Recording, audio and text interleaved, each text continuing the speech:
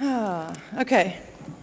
This is called Secrets of the Skinny. Without question, Andrew New was as skinny as a person could be. He was also extremely famous. If there was a zenith in a person's life, he was riding on it. But with all the trappings of success that clung to him, he found life difficult. Actually, it was all the shackles, the encumbrances that stuck and sucked on him like remoras to sharks, like locusts on tree sap, like pennies trapped in urethane, that made his life less than pleasant. Even as a child, when he was so skinny that his arms were like string beans, his parents burdened him with huge llama hair sweaters and wide wale corduroy pants. They tried to hide the horror of his skinniness because they were heavyweights, and it was the fleshy 50s when he grew up. His parents were so ashamed to have a son who looked like a stick. But Andrew was so happy because he had found a most incredible secret that only very skinny people knew. On windy days when the leaves and the rocks and the dirt flew around and sparrows had hard times in the air, he could fly.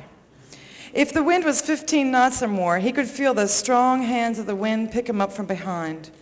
Perhaps it was only a few inches or feet that he was flying, perhaps it was only a few inches or feet, but he was flying all the same.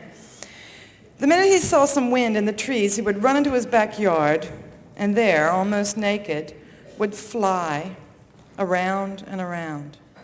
Sometimes he flew into the neighbor's yard, and over there he would always break one of the lawn decorations, once the blue reflector ball that sat on its pedestal like some archaic pagan shrine, another time the Italian Rococo bird bath. One day he flew into their yard and broke their little black ceramic man with a lantern and conked himself out. The neighbors found him in his underpants and carried him home in a large paper bag and gave him back to his parents, who immediately dressed him in heavy double knits.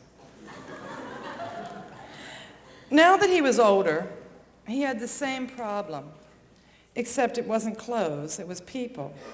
He was so famous that he couldn't walk down the street without bodyguards. When people found out who the bodyguards were bodyguarding, the bodyguards themselves needed bodyguards. The entourage kept growing. When he went from his door to his car, it would be like a bunch of cows in step with each other, or like a group of prisoners out for the day to break rocks with leg irons on. His fans wouldn't leave the famous bodyguards alone, and they wouldn't leave him alone. He felt as if he was all wrapped up in wool again. But this time he couldn't take off the burdens and fly a bit because he was too heavy now and too famous to be seen in his underwear. So he took long baths and long swims with his bodyguards and found the water to have much the same quality of air, except that he wasn't at the mercy of the currents. He thought about the freedom in the water and how it didn't matter how big or small you were. You could always float. So he decided to gain a lot of weight and see how life would be.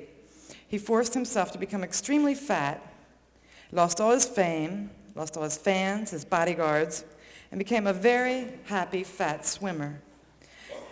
At last, there were no outside burdens, no heavy clothes, no people breathing on him, just the burden of his own body and his own cheerful, contented flesh.